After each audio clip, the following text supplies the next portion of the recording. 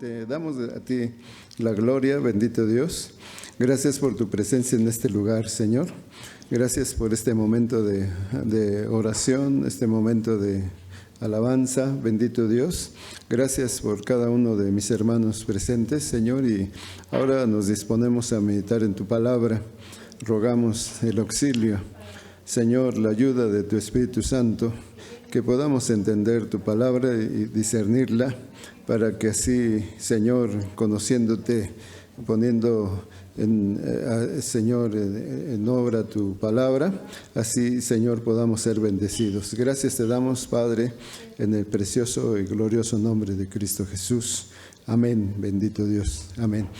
Vamos a leer, hermanos, en la carta del apóstol Pablo a los Filipenses. Vamos a leer del capítulo número 1. Vamos a leer de los versículos del 3 al 6. Y ahí estaremos meditando, hermanos, en esta quinta doctrina de la gracia, que se refiere a la perseverancia de los santos. Leamos, pues, si ya lo tienen, Filipenses 1, del 3 al 6. Vamos a hacerlo unidos, vamos a leer juntos esta porción. Y bueno, pues si ya todos lo tienen, leamos juntos la palabra del Señor. Dice así, en el nombre del Señor: doy gracias a mi Dios siempre que me acuerdo de vosotros, siempre en todas mis oraciones, rogando con gozo por todos vosotros, por vuestra comunión en el Evangelio, desde el primer día hasta ahora, estando persuadido de esto, que el que comenzó en vosotros la buena obra, la perfeccionará hasta el día de Jesucristo. Amén. Ocupen, por favor, su lugar, hermanos. Y como decía, hemos estado viendo estas doctrinas. ¿Recuerdan cuáles son las 5 solas? ¿Alguien me puede decir cuáles son esas 5 solas que estamos viendo, hermanos? Más bien que vimos, ¿verdad? La primera, ¿cuál era? Sola Escritura. Después, solo Cristo, sola fe, sola gracia y solo a Dios la gloria, ¿verdad? Y de estas 5 doctrinas también de la gracia, ¿recuerdan cuáles son? La primera de ellas, ¿cuál fue? Depravación total, ¿sí? La segunda, elección incondicional. La tercera, expiación limitada. La cuarta, que vimos la ocasión anterior, ¿cuál fue, hermanos? Gracia irresistible. ¿Y cuál es la que nos falta entonces? La perseverancia de los santos, ¿verdad? La que vamos a ver el día de hoy. A veces, hermanos, como decía, parece ser que somos muy repetitivos en lo que mencionamos, pero pues queremos que quede bien grabado esto, porque pues sí, hermanos, muchas de las veces pues escuchamos la enseñanza y tal vez estamos de acuerdo, pero cuando se trata de que nosotros podamos compartirla o que nosotros podamos expresarla, pues ahí es donde nos cuesta un poquito de trabajo, porque pues nuestra mente tal vez no está acostumbrada a estos términos, no está acostumbrada, hermanos, y digo, las escuchamos y estamos de acuerdo con todo, ¿verdad? Todo decimos amén, sí, así es, porque entendemos que es el Espíritu Santo el que nos dirige, el que nos muestra todas estas cosas. Pero también debemos de aprenderla, ¿verdad? Porque decía, esto refleja cuál es nuestro estado espiritual, lo que nosotros hemos recibido en nuestro corazón, y como dijo el Señor, de la abundancia de nuestro corazón habla nuestra boca.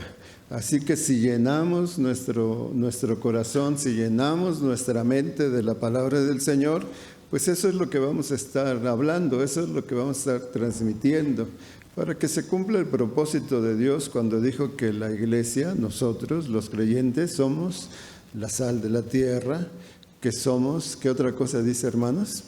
la luz de este mundo, ¿verdad? Y entonces cuando hay en nuestra boca, en nuestro corazón, hay palabra de Dios, hay enseñanza de la Escritura, bueno, se cumple el propósito del Señor, porque el Señor nos ha llamado para que, dice su palabra, que nos llamó de las tinieblas a su luz admirable, para que nosotros anunciemos las virtudes de aquel que nos llamó, ¿verdad? Aquel que nos amó.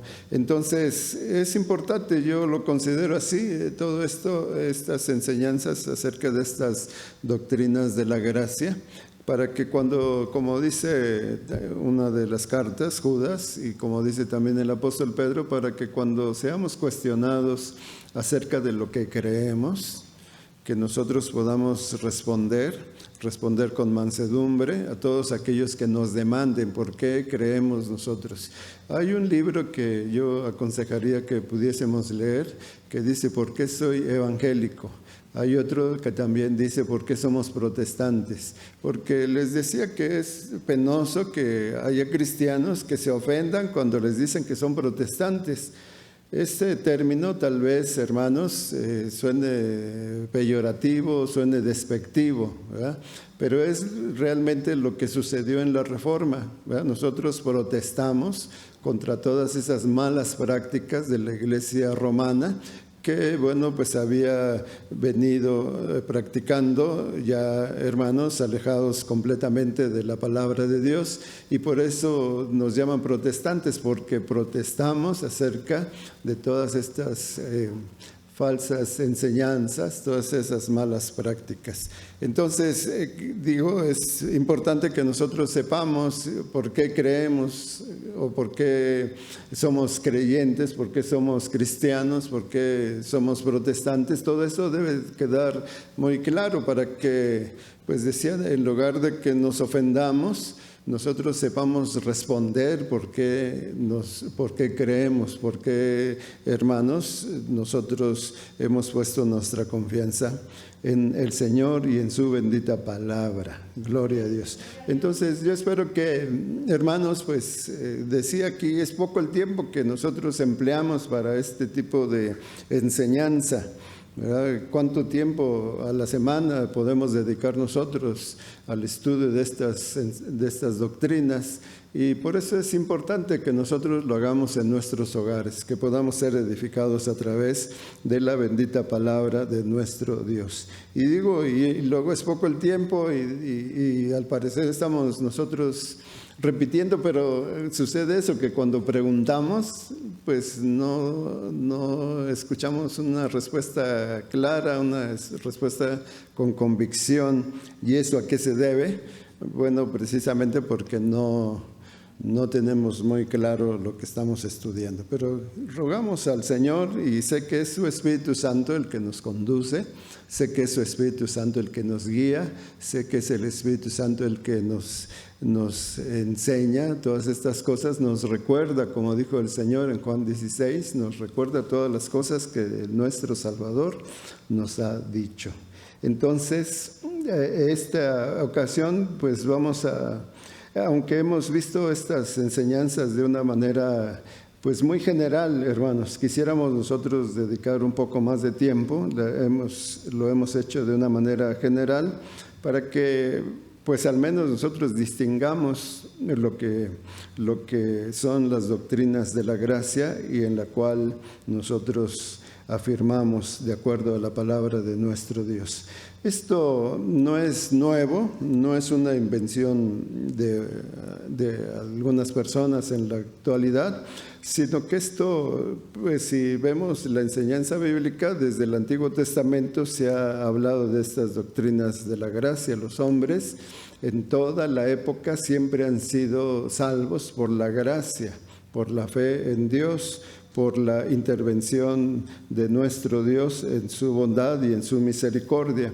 Y entonces, debido a que pues, surgieron pues, esta reforma, esta división, pues hubo necesidad de que la Iglesia estableciera estas doctrinas. La Iglesia se reunió y como les decía en este sínodo de Dort, y se establecieron los cánones de Dort en concordancia, como decía, con las Escrituras. Decimos que es Dios el que llama, ¿verdad? Eso creo que no tenemos nosotros ninguna duda. Es Dios el que nos llama de diferentes maneras, de diferentes formas, con diferentes personas, pero a fin de cuentas es Dios el que llama para que nosotros, conforme al propósito de nuestro Dios, al ser escogidos por nuestro Señor, nos llama nuestro Dios a tener comunión con nuestro Señor Jesucristo. A todos aquellos que, como dice la Escritura, que nos escogió desde antes de la fundación del mundo para ser santos y sin mancha delante de nuestro Dios. Romanos 8 también nos reafirma estas cosas. Dice, a los que antes conoció, a estos también llamó. Es Dios el que nos llama para que nosotros creamos en Jesús, que tengamos comunión con su Hijo, nuestro Señor Jesucristo. Y también decía esta obra de la Trinidad de Dios, el Padre que nos llama, por el Hijo nosotros somos justificados, y por el Espíritu Santo es el que nos regenera, el que nos da nueva vida. Como dijo el Señor, es necesario nacer de nuevo, ¿verdad? Y es la obra regeneradora del Espíritu Santo, como decía, en donde interviene el Padre, el Hijo, el Espíritu Santo. El Padre, repito, llamando, el Hijo justificándonos por la fe en su nombre, y el Espíritu Santo dándonos nueva vida. Y es entonces con el propósito, hermanos, de salvarnos, para que todo aquel que en Él cree, dice, no se pierda, sino que tenga vida eterna.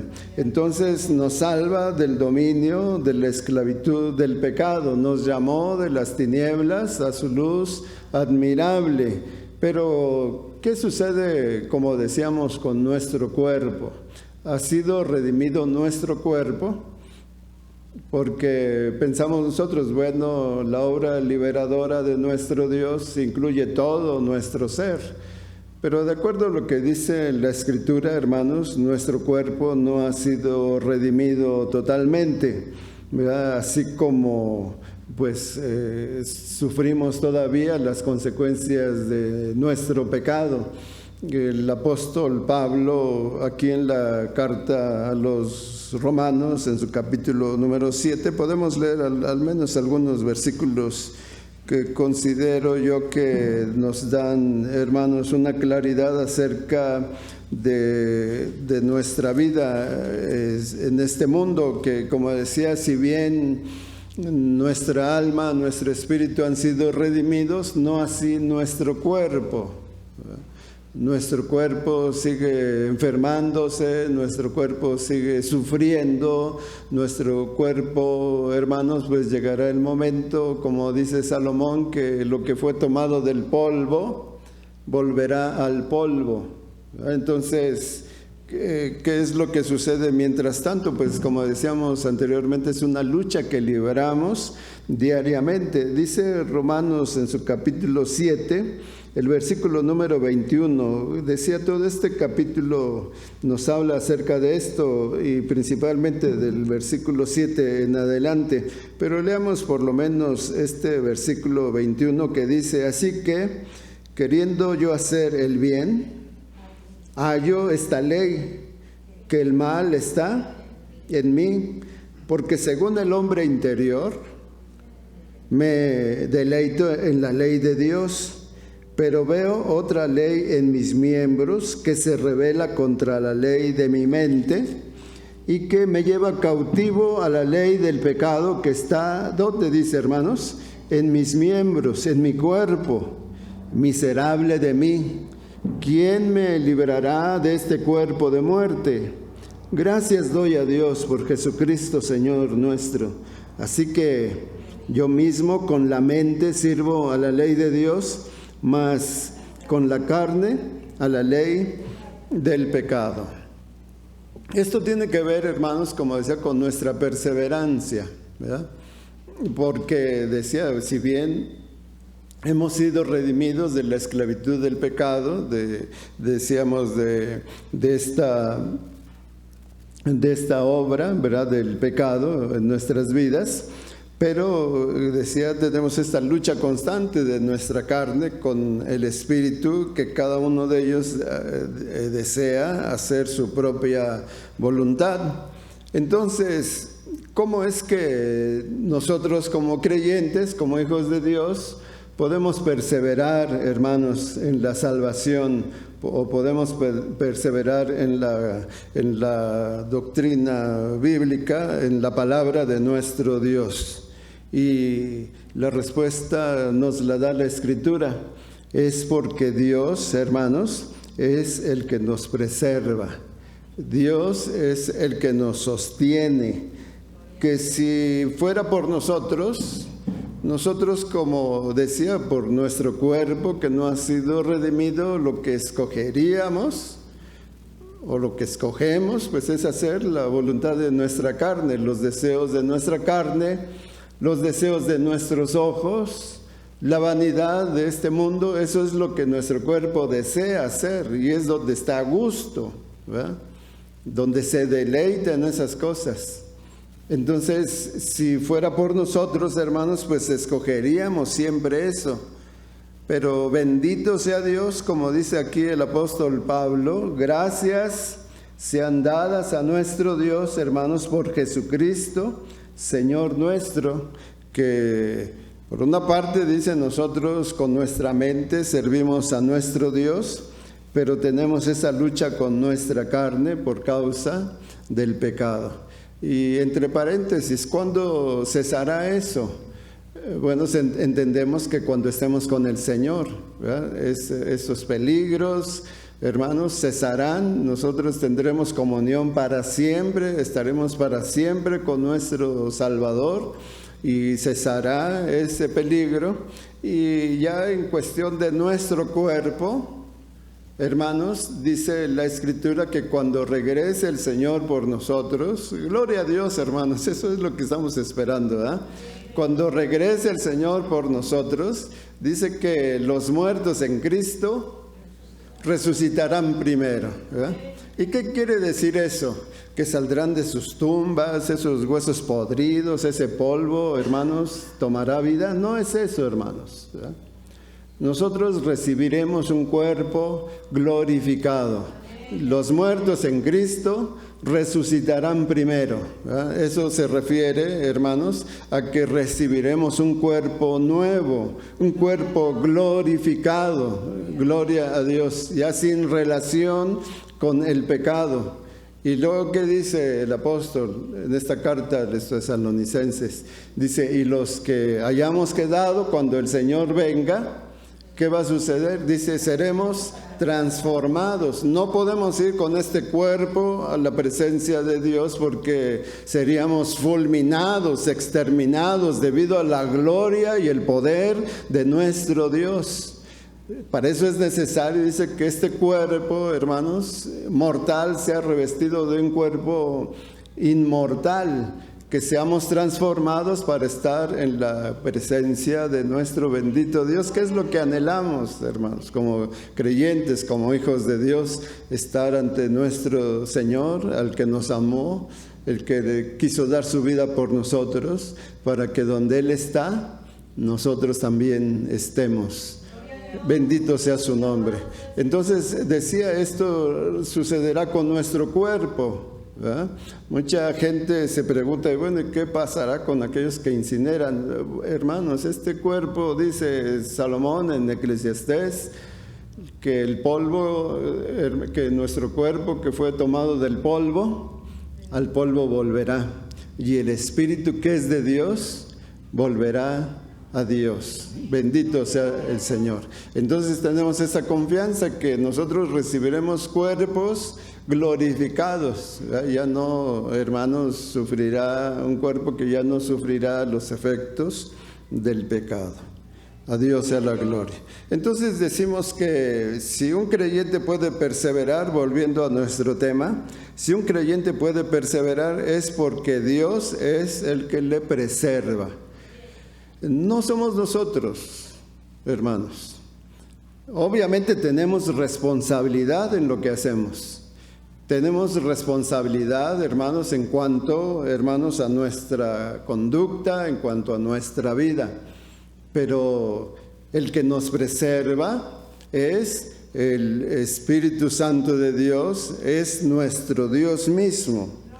La definición de esta doctrina nos dice, hermanos, que la preservación de los santos significa que todos los que han sido, en primer lugar, elegidos por el Padre, en segundo lugar, justificados por el Hijo, y en tercer lugar, regenerados por el Espíritu Santo, serán salvados por toda la eternidad y que ninguno se perderá. Porque, como dice San Juan 3:16, para que todo aquel que en él cree no se pierda, mas tenga, ¿qué cosa, hermanos? Vida eterna. Esa es la controversia, ¿verdad? ¿Cómo podemos nosotros asegurar que tenemos la vida eterna?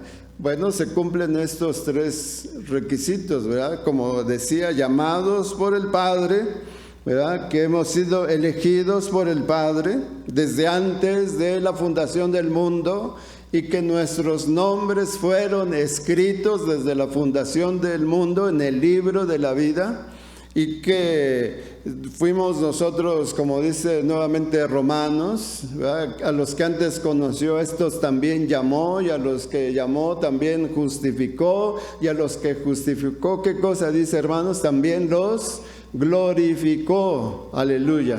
Entonces tiene que cumplirse esto, ¿verdad? Para que en esta regeneración del Espíritu Santo se confirme la salvación que tenemos en Cristo Jesús, nuestro Salvador. Y decimos, es vida eterna. No es de que decía, hermanos, tenemos vida eterna un ratito y después ya no. Entonces no sería eterna, ¿verdad? Eso, yo creo que la misma lógica, hermanos, nos lleva a pensar que si es eterno, pues así es, eterno, ¿verdad? No es un periodo solamente. Entonces, la preservación de los santos, repito nuevamente, significa que todos los que han sido elegidos por el Padre, justificados por Jesucristo y regenerados por el Espíritu Santo son salvos. Y tienen, ¿qué cosa dice la Escritura? Tienen vida eterna. Eso es lo que nos dice el Señor una y otra vez. Yo he venido para que tengan vida y vida en abundancia. Aleluya. Vida en abundancia, dice el Señor. El apóstol Juan dice, estas cosas yo les escribo para que crean y para que creyendo tengan vida eterna. Gloria a Dios. Y es el Espíritu Santo de Dios el que da testimonio a nuestro corazón de que somos hijos de Dios. A Dios sea la gloria, porque no estamos solos. Es el Espíritu Santo que fue enviado, que nos ha sido dado y que da testimonio a nuestra vida de que ahora somos hijos de Dios. A Dios sea la gloria. ¿Cuántos ya tienen ese testimonio, hermanos, en su vida? Como hijos de Dios, ¿verdad? Porque el Espíritu Santo nos da testimonio a nuestro corazón de que somos hijos de Dios. Y todos los hijos de Dios son guiados, ¿por quién, hermanos? Por el Espíritu de Dios.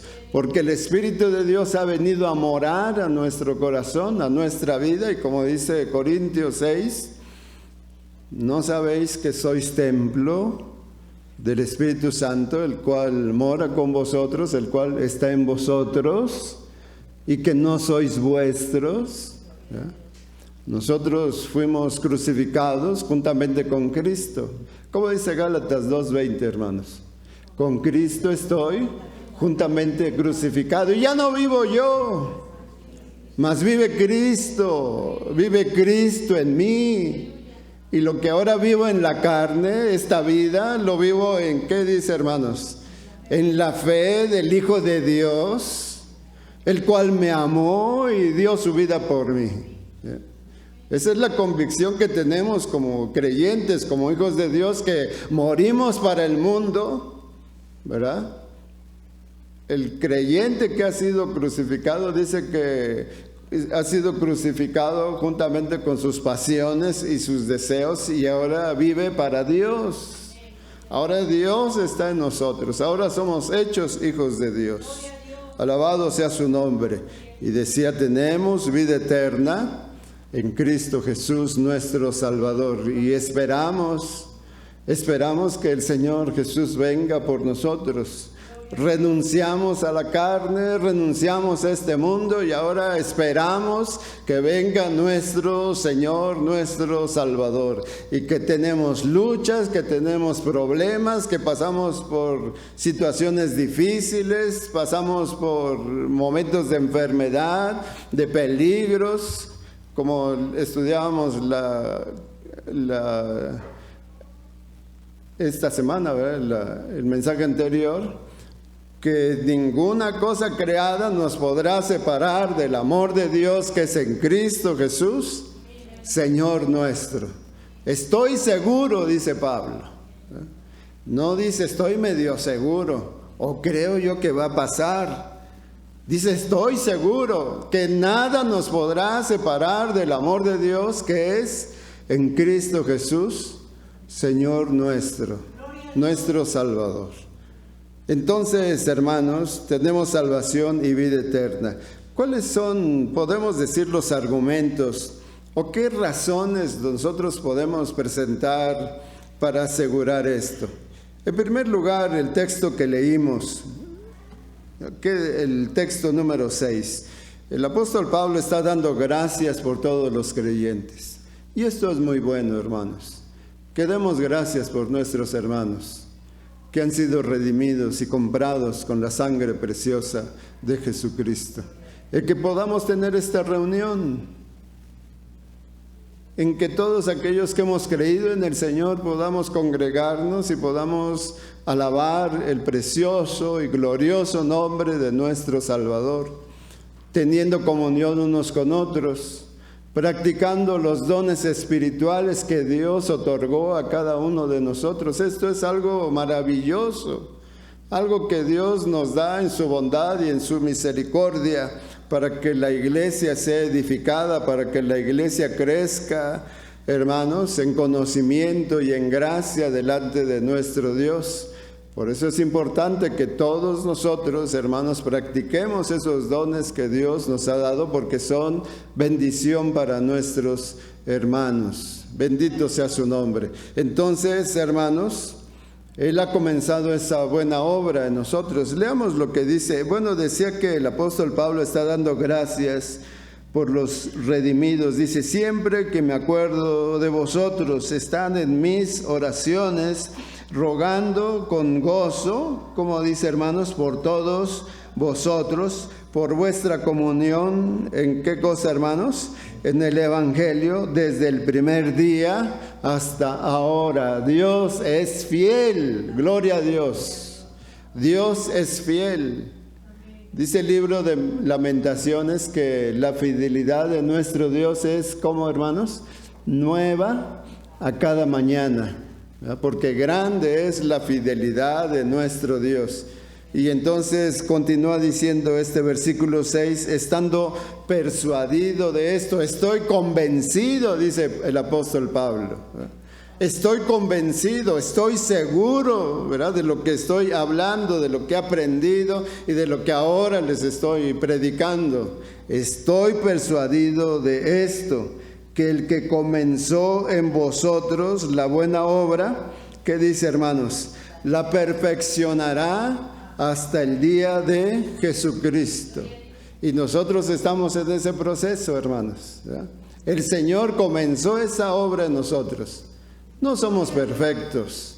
Somos llamados a la perfección, como dice Mateo 5:48. Sean perfectos. Así como nuestro Padre que está en los cielos es perfecto, así también sean ustedes perfectos. A eso somos llamados y no se conforma el Señor con menos. Nuestro Dios es santo, santo, santo es nuestro Dios. y como dice, nos escogió para que fuésemos santos y sin mancha delante de nuestro bendito Dios. Aleluya. Y comenzó esa obra desde el día en que nos llamó, el día que nos perdonó, el día que nos justificó, el día, hermanos, en que nos dio nueva vida. Ese día, hermanos, dice, comenzó Dios su obra en nosotros. Pero, ¿cuál es el argumento, hermanos? Que lo que Dios comienza, lo termina. Dice este versículo, porque el que comenzó en vosotros la buena obra, la perfeccionará hasta el día de Jesucristo. A Dios sea la gloria.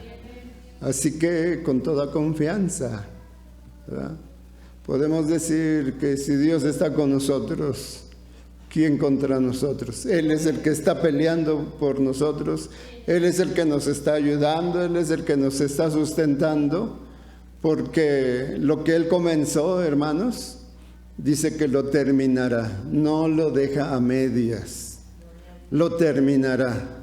Y si somos del Señor, si hemos creído en el Señor y si tenemos vida eterna y si ha sucedido esto, que el Señor nos llamó, que Jesús nos justificó y que el Espíritu Santo nos dio nueva vida, estamos seguros que si bien tenemos defectos, imperfecciones, pero estamos en ese proceso, Dios está tratando con nosotros.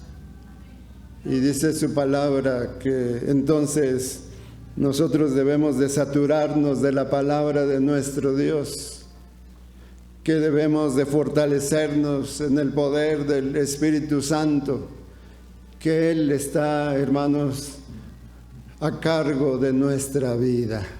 Bendito sea su nombre. Entonces, lo que Él empezó, hermanos, dice este versículo, lo perfeccionará hasta el día en que estemos con nuestro precioso Salvador, que quiso dar su vida por nosotros, para que donde Él está, nosotros también estemos. Entonces, deseamos en primer lugar que lo que Dios comienza, lo termina. En segundo lugar, que si alguien tiene la salvación, nunca la perderá. ¿Qué dice, hermanos? Que si alguien es salvo para siempre, nunca pierde su salvación. ¿Quién es el que da esa garantía? Dios. Dios lo hace. Porque por otra parte decía, hermanos, que si alguien pierde su salvación, es que en realidad nunca la tuvo. De acuerdo, hermanos, a lo que dice la palabra de nuestro Dios, y vamos a Lucas en su capítulo 8, el versículo número 18. Vamos a leer, hermanos, Lucas 8, 18. Si alguien dice que pierde su salvación, es que en realidad nunca la tuvo. Nunca fue un verdadero creyente. Dice Lucas 8, 18, si lo tienen, hermanos, vamos a leer juntos. Dice, mirad pues cómo oís, porque a todo el que tiene se le dará, y a todo el que no tiene, aun lo que piensa tener, se le quitará. O sea, piensa que tiene, pero en realidad nunca lo tuvo. Hay muchas personas así que dicen, yo he creído y yo tengo tantos dones y miren, ¿verdad? Pero en realidad nunca tuvieron la salvación. Y entonces si se pierden es porque, como dice este texto, piensan, ¿verdad?, que tienen algo. Piensan que son cristianos. Piensan que son creyentes, pero solamente lo piensan. En realidad nunca lo fueron. Por eso es que se pierden. Y entonces alguien que no conoce este texto, pues dice, bueno, ¿cómo es que hasta predicaba? Y tenía talentos, tenía dones. ¿Y cómo es que ahora anda en el mundo perdido? Ya sin ningún rastro del Señor. Con tristeza tenemos que decir, hermanos, que es porque nunca fueron salvos. Esto lo dice la Escritura. Dice, por ejemplo, 1 Juan 2, 19. Vamos a leer también. 1 Juan, capítulo 2, el versículo número 19. Dice, hermanos, su bendita palabra así. Salieron de nosotros, pero ¿qué cosa dice, hermanos? No eran de nosotros, porque si hubiesen sido de nosotros, habrían permanecido con nosotros, pero salieron para que se manifestase que no todos son de nosotros. El Señor Jesús nos dio una parábola, ¿recuerdan? De la cizaña y el trigo. Que alguien en la noche, dice, un enemigo vino y sembró cizaña en donde estaba el trigo. Los obreros le dijeron, cortamos esa cizaña. ¿Y qué fue lo que dijo el Señor? Dice, no sea que también corten la buena siembra, ¿verdad? El trigo. Dice, todo eso se va a solucionar cuando venga la siega. El trigo será apartado y la cizaña también será cortada, será atada y será echada en el fuego. Decía alguna vez, hermanos, que nuestra hermana Piedad nos decía en una ocasión, yo me sorprendí, ¿verdad? Porque pues no había puesto atención en esas cosas, pero decía nuestra hermana, ¿sabe qué, hermanos? Pues yo tengo que decirles que lo que hablé con mi pastor, ¿verdad? El hermano Venancio en ese tiempo. Decía, yo siempre, dice que cuando él fue a visitarla porque estaba en cama, estaba enferma, dice que llegó y la hermana pues ya en esa situación pues se sinceró con el pastor y le dijo, oiga, hermano Venancio, dice, yo siempre, desde que lo conozco, siempre lo he estado probando para ver si es de Dios. ¿Qué es lo que debemos de hacer? Dice el apóstol Juan, prueben los espíritus si son de Dios, porque se han introducido falsos profetas, falsos maestros que tienen apariencia de piedad, pero su fin, hermanos, es la destrucción. Y entonces la hermana le decía, yo siempre lo he estado probando para ver si usted es de Dios. Y desde ya en estos últimos días, pues tengo que decirle que Dios me mostró que sí es usted un hombre de Dios. Y la hermana en cierta forma apenada, ¿verdad? Porque pues tuvo que confesar que lo estaba probando. Y dice el pastor, no se preocupe, hermana, porque yo también la he estado probando.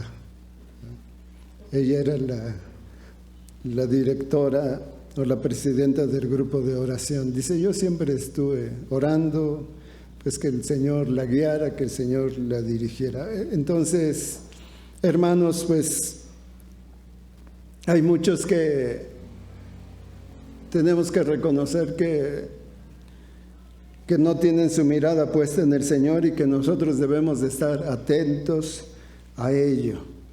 Este texto nos dice que incluso están entre nosotros. En alguna ocasión escuché un mensaje acerca de Judas. Dice, Judas fue como un terrorista que se metió en medio de los apóstoles, porque todos lo veían, ¿verdad? Bueno, que era el encargado de las finanzas. Todos, dice, escuchaban el mensaje, la predicación del Señor, andaban echando fuera demonios, andaban en esa comunión, dicen algunos en la mejor escuela. Pero dice, como un terrorista estaba en medio de ellos, así como un terrorista que se mete dentro de las plazas, dentro de las congregaciones y se hacen estallar para tratar de matar a cuantos más puedan. Entonces, hay que tener cuidado acerca de eso. A veces nos llevamos tremendas sorpresas, ¿verdad? Porque, como decía, no que era pastor, no que era un hermano fiel, y mírelo ahora anda adulterando, anda emborrachándose, anda en malos pasos y eso viene a ser causa de tropiezo para muchos. Por eso es que nuestra mirada debe estar puesta siempre en el Señor. La iglesia cometería un error si pusiera su mirada en el pastor. Si bien somos llamados a dar buen ejemplo, pero siempre bajo esa reserva, de acuerdo a lo que dice la palabra de nuestro Dios. Porque decíamos, hay cada sorpresa que nos llevamos, hermanos, y que si no estamos firmes en el Señor, pues pronto también, hermanos, sufrimos las consecuencias.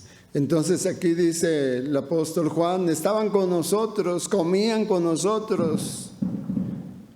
Yo me atrevo a pensar, hermanos, se alegraban con nosotros, nos abrazábamos, llorábamos juntos, pero salieron para que se manifestase ¿qué cosa? Que no todos son de nosotros. Entonces, como dice, hermanos, alguien que pierde su salvación, alguien que se aparta, es porque en realidad nunca ha sido salvo, nunca ha sido creyente. Llegará el momento en que le reprocharán al Señor. Mateo 7, 21 al 23, podemos, este texto, hermanos, que es tan importante que nosotros meditemos en él, en un temor reverente, ¿verdad? Mateo 7, 21 dice, ya se me movió aquí. Mateo, ¿ya lo tienen ustedes, hermanos? 7, 21 dice la palabra de nuestro Dios así: no todo el que me dice Señor, Señor, entrará en el reino de los cielos, sino el que hace la voluntad de mi Padre que está en los cielos. Muchos me dirán en aquel día, Señor, Señor, ¿no profetizamos en tu nombre y en tu nombre echamos fuera demonios y en tu nombre hicimos muchos milagros?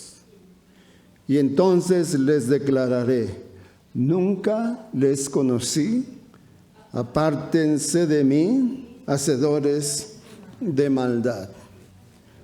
Entonces, ¿eran salvos o no eran salvos? Estos se perdieron. Están ahí, lo que quiere decir cuando dice ábrenos, ábrenos, quiere decir que están fuera, ¿verdad?, de la puerta. No son salvos. Y están reclamándole, diciéndole al Señor, presentando sus excusas, sus argumentos. No profetizamos en tu nombre, no hablábamos en las plazas, no echamos fuera demonios, no hicimos muchos milagros en tu nombre. Y qué sorpresa cuando el Señor les diga, ¿quiénes son ustedes? No los conozco. Qué terrible situación, ¿verdad? Nunca les conocí, dice el Señor. Apártense, no les conozco. Hay mucha gente así, ¿verdad?, que dice, es que yo conozco a tal diputado, voy a... Y luego llega con el diputado, pues ¿quién eres? Ni te conozco. Si ante una persona, hermanos, sufre la vergüenza, imagínense delante del Señor Todopoderoso que diga, ¿tú quién eres? Y no porque no sepa quiénes son, sino que en realidad nunca fueron, ¿qué cosa, hermanos? Salvos. Nunca fueron creyentes. Nunca fueron hechos hijos de Dios. Por eso dice el Señor, nunca les conocí, apártense de mí, hacedores de maldad. Qué vergüenza. Y sobre todo, hermanos, qué aflicción. O qué difícil será escuchar esas palabras del Señor, nunca te conocí. nunca entregaste tu vida al Señor. Aunque venías al templo, aunque venías con tu familia, parece que cantabas, parece que en realidad orabas, parece que conocías, pero nunca entregaste tu vida al Señor. Nunca escuchaste el mensaje del Señor, o más bien no le diste importancia a la palabra de Dios. Y por eso llegará ese día en que ante el trono de Dios Él tenga que decir: apártate porque no te conozco. El Señor nos dice: dame, hijo mío, tu corazón.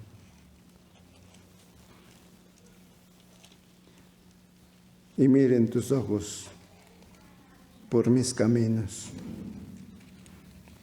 No solamente de labios, porque muchos le dirán Señor, Señor, pero solamente, como dicen, de dientes para afuera, pero en realidad nunca le entregaron su vida al Señor. ¿Y cómo nos damos cuenta, hermanos? Por su conducta, por su irresponsabilidad para con Dios y para con su iglesia, por su irresponsabilidad, hermanos, en su vida espiritual, en su crecimiento espiritual, que nunca le dieron la importancia, porque el Señor reclamó en alguna ocasión: ustedes me dicen Señor, me dicen que yo soy su Señor, pero ¿dónde está mi honra? Me dicen que soy su Señor, su amo, pero no obedecen los mandamientos. Entonces, pues sucede eso, hermanos, que pues en realidad nunca han entregado su vida al Señor.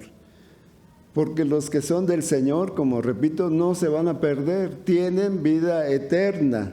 El Señor Jesús dice en Juan 17:12 estas palabras: cuando estaba con ellos en el mundo, yo los guardaba en tu nombre. A los que me diste, yo los guardé.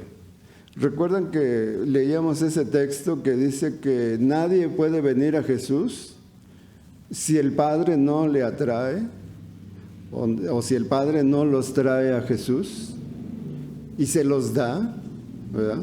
En ese amor del Padre hacia el Hijo?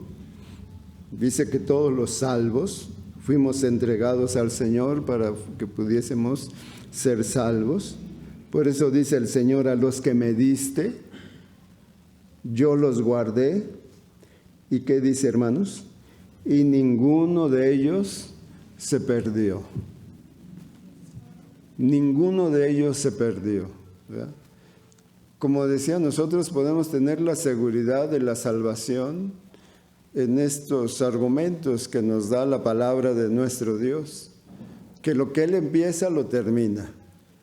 Que, hermanos, que la salvación en realidad nunca se pierde, porque los que se pierden es porque en realidad nunca fueron salvos. Estaban con nosotros, comían con nosotros, hermanos, cantaban con nosotros, pero pues en realidad no eran de nosotros, por eso se fueron.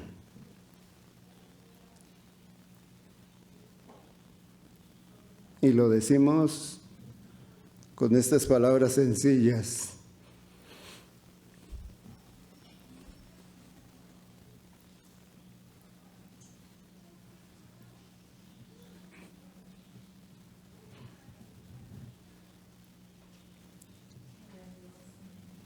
¿verdad?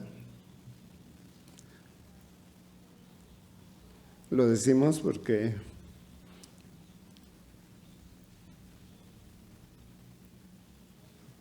así lo dice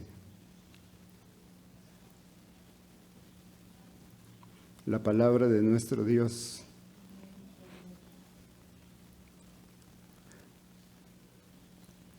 Pero esto duele,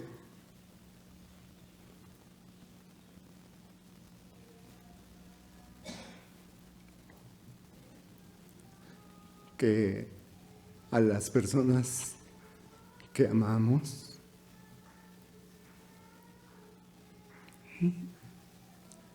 no perseveren. Mis hermanos, mi familia, que decidieron andar en sus propios caminos, lo que les parecía mejor, y ahora andan perdidos. Digo, lo decimos, pero eso duele, ¿verdad? Cuando estamos acostumbrados a ellos, cuando cantamos juntos, cuando sufrimos juntos, cuando lloramos juntos, porque nos alegramos juntos, que experimentamos lo que dice el Salmo 133, miren cuán bueno y cuán delicioso es habitar los hermanos juntos y en armonía, porque allí envía Jehová bendición y vida eterna. Entonces, cuando alguien parte, hermanos, ya sea, y no me refiero a la muerte, ¿verdad? Porque pues sí, también nos duele, lloramos, pero tenemos un consuelo muy grande, ¿verdad? Que ahora está disfrutando de las moradas celestiales, que está mucho mejor, que el fin que perseguía ya se cumplió y que ahora se goza en la presencia de Dios. Pero los que se van sin ningún motivo, sin ninguna razón, hermanos, pues digo yo, duele, ¿verdad? ¿Qué sucedió? ¿Fue porque el Señor no los sustentó? ¿Fue porque el Señor, hermanos, no los preservó? Bueno, pues ahí solamente Dios y ellos tienen esa respuesta. Pero de lo que yo estoy seguro, que los que son de Dios son preservados por nuestro bendito Dios y Salvador. No es nuestra capacidad, no es nuestra inteligencia, no es nuestra fuerza, es Dios el que lo hace. Porque si pensáramos que nosotros lo podemos hacer por nuestra propia capacidad, pues estaríamos errando, estaríamos equivocados, porque como dice Efesios 2:1, alguien que está muerto en sus delitos y en sus pecados no puede tomar una determinación de hacer la voluntad de Dios, a menos que Dios lo haya llamado, a menos que haya sido justificado y a menos que haya sido regenerado, que tenga una nueva vida, ¿verdad? Entonces, nosotros por nosotros mismos no podemos hacerlo. Es Dios el que hace esa obra maravillosa en nuestra vida. Por eso estamos contentos, por eso estamos alegres, por eso le damos la gloria y la honra a nuestro Dios de que Él es el que pelea por nosotros, el que nos guarda, el que nos sustenta y que un día viene por nosotros. Bendito sea su nombre. El tercer argumento que podemos presentar, hermanos, es lo que dice la primera carta de Juan en su capítulo 2, los versículos del 1 al 6. Ya vamos a concluir, hermanos, pero es necesario, yo creo que terminemos con esto. Primera de Juan 2, versículos del 1 al 6. Cristo nuestro abogado. Hijitos míos, estas cosas les escribo para que no pequéis. Y si alguno hubiere pecado, abogado tenemos para con el Padre, a Jesucristo el justo. Y Él es la propiciación por nuestros pecados. Y no solamente por los nuestros, sino también por los de todo el mundo. Y en esto sabemos que nosotros le conocemos. ¿En qué cosa, hermanos? En que guardamos sus mandamientos. El que dice yo le conozco y no guarda sus mandamientos, el tal es mentiroso y la verdad no está en él. Pero el que guarda su palabra, en este verdaderamente el amor de Dios se ha perfeccionado. Por eso sabemos que estamos en Él. El que dice que permanece en Él, ¿qué dice, hermanos? Debe de andar como Él anduvo. ¿Es fácil, hermanos, andar como el Señor? Yo creo que no.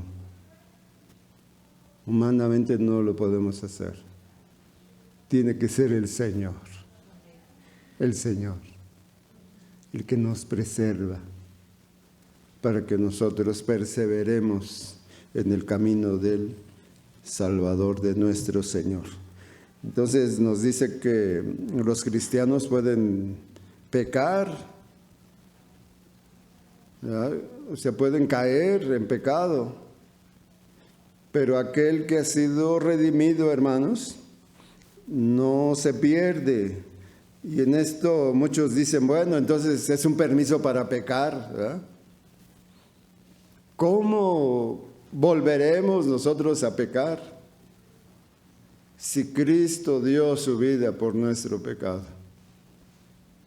¿Nos atreveríamos a blasfemar, a pisotear, como dice Hebreos, la sangre de Cristo con la cual fuimos limpiados? Dice, ya no queda más sacrificio. Dice, y ahora hay una horrenda expectación de fuego, ¿verdad? O sea, ya no hay algo que se le ofrezca a Dios para el perdón de los pecados. ¿Cómo nos expondremos a eso? Y entonces los que pervierten esta enseñanza dicen, bueno, entonces es un permiso para pecar, vamos a pecar al fin que somos siempre salvos. Esto, hermanos, es una aberración. ¿Cómo vamos a pecar si ya fuimos lavados, si ya fuimos justificados, ya fuimos perdonados? Se cumple entonces lo que dice la Escritura, el perro vuelve a su vómito y la puerca lavada al cieno. ¿Cómo un creyente que ha sido limpiado, que ha sido lavado, volverá a la inmundicia, volverá al lodo, volverá al estiércol? Y entonces, como decía, hay quienes pervierten esta enseñanza y dicen, bueno, pues si dices que ya somos siempre salvos, vamos a pecar, ¿verdad? Al fin que ya tenemos permiso.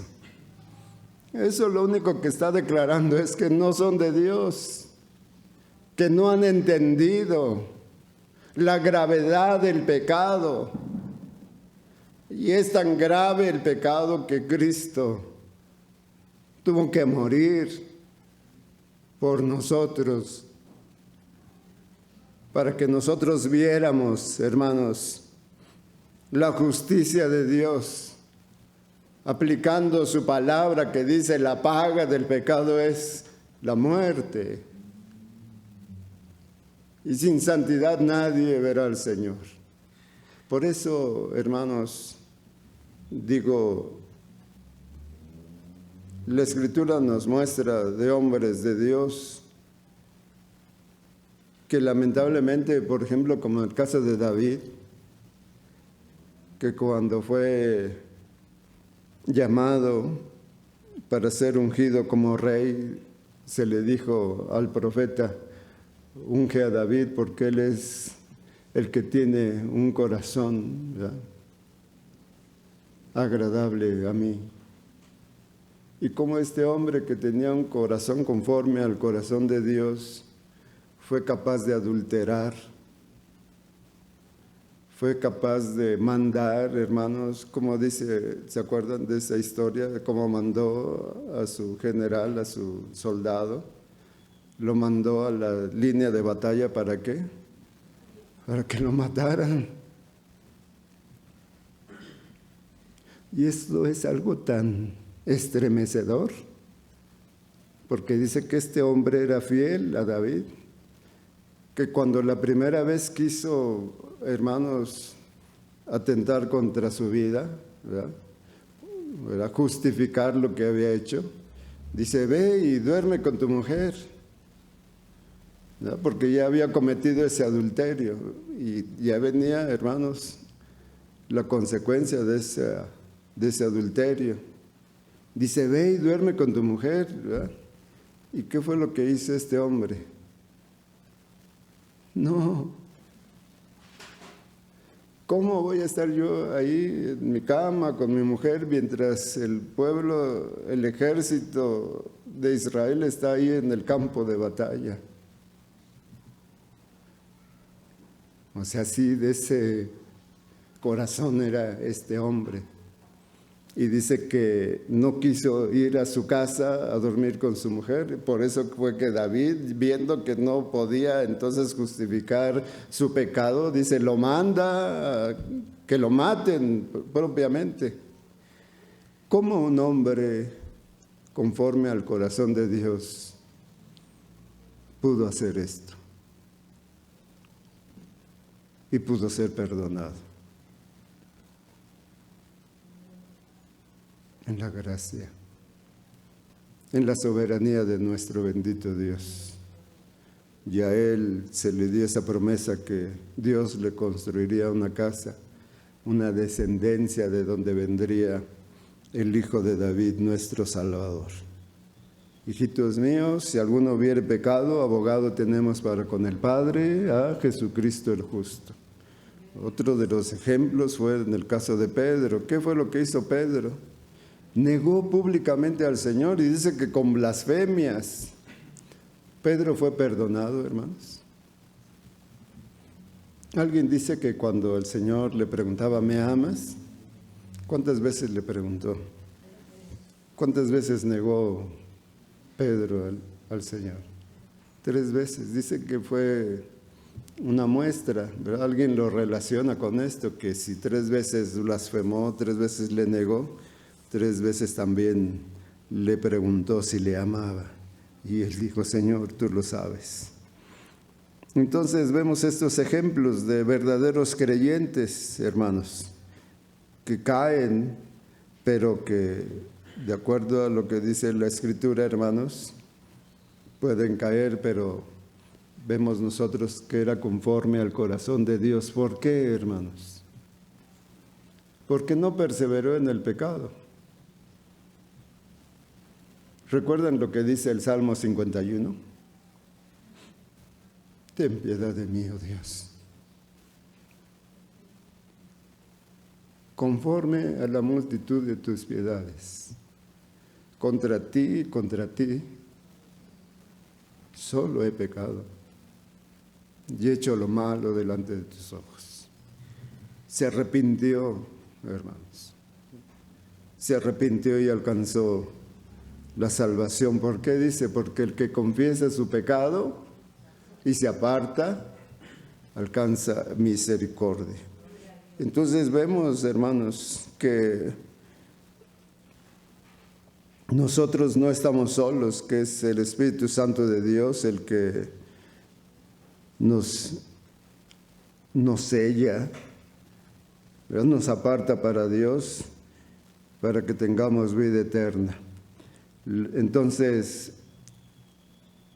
una de las razones principales para que nosotros podamos tener nuestra confianza, hermanos, en la salvación que nos da el Señor, es lo que dice Romanos 8:34. Vamos a ver 2 textos y con esto concluimos. Romanos 8:34, que dice así, hermanos, dice la palabra de nuestro Dios. ¿Quién es el que condenará? Cristo es el que murió, más aún el que también resucitó, el que además está a la diestra de Dios, el que también intercede por nosotros. ¿Qué es lo que sucede, hermanos? Cristo está intercediendo por nosotros. Bendito sea su nombre. Bendito sea su nombre. Aunque nosotros muchas veces nos olvidamos del Señor y queremos hacer lo que mejor nos parece, es el Señor el que está intercediendo por nosotros. Bendito sea su nombre. No nos deja solos, hermanos. Él nos ama y nos ama hasta la muerte. Ese amor de nuestro Salvador que estuvo dispuesto a ir hasta la muerte, hermanos, para que todo aquel que en Él cree no se pierda, mas tenga vida eterna. Hebreos 7:25, vamos a leer por último. ¿Gustan ponerse de pie, hermanos? Y vamos a orar ya. Hebreos 7:25, si lo tienen, hermanos, vamos a leerlo juntos. Decía que esta es otra de las razones principales por lo cual tenemos confianza en nuestro bendito Dios, en la salvación que Él nos da. Esa certeza. Por eso decía Pablo, estoy seguro en sus manos.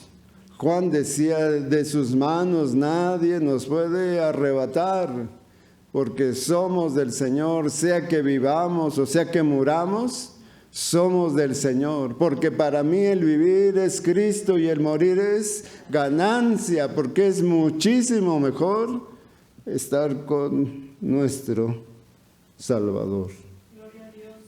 Hebreos 7:25 dice, por lo cual puede también salvar perpetuamente a los que por Él se acercan a Dios, viviendo siempre para interceder por ellos. ¿Qué dice, hermanos? Resaltamos lo que dice, puede también salvar. O sea, Él puede salvarnos, gloria a Dios, el único que nos puede salvar. Cristo salva, gloria a Dios.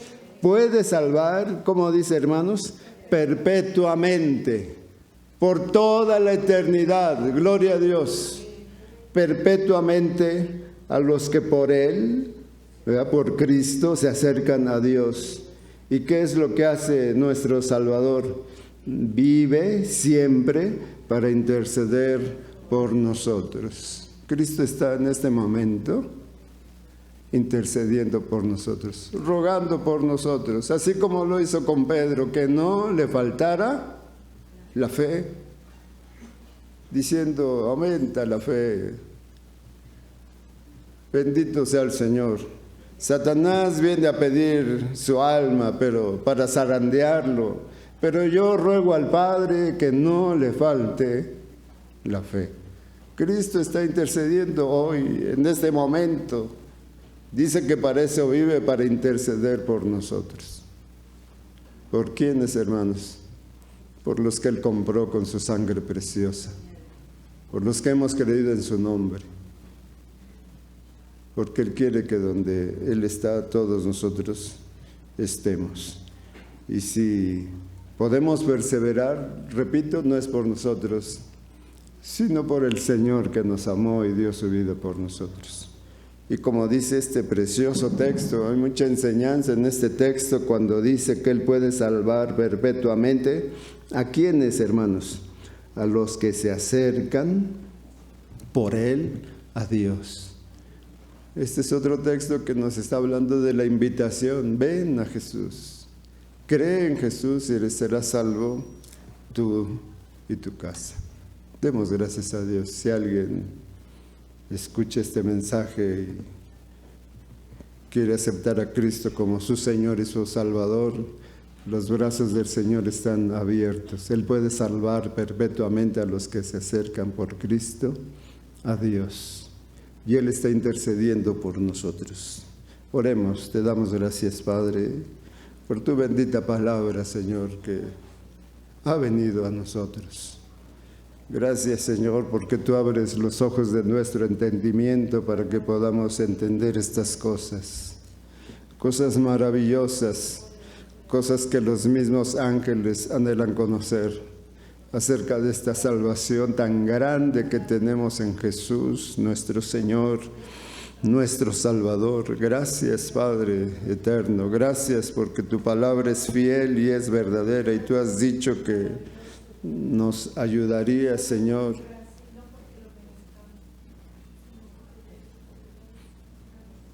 Que nos ayudaría siempre, Señor, mi Dios, en toda nuestra vida, hasta aquel día en que lleguemos, Señor, y podamos estrechar tus manos, que con tus manos preciosas enjugarás toda lágrima de nuestros ojos, bendito Señor. Gracias, bendito Dios, por esa salvación tan grande que tenemos en tu Hijo amado Jesús. En el nombre de Cristo Jesús te damos gracias y te pedimos por todos aquellos, Señor, que aún han de venir a ti, Padre Celestial, que a través del testimonio, a través de la invitación, Señor, que les hacemos, tú, Señor, salvarás a aquellos que has predestinado desde antes de la fundación del mundo. Gracias, Padre amoroso, gracias porque tú recibes a todo aquel que se acerca a ti con un corazón contrito y humillado, y le das esa salvación que solamente tú puedes dar. En Cristo Jesús te damos gracias. Amén. Bendito Dios. Amén.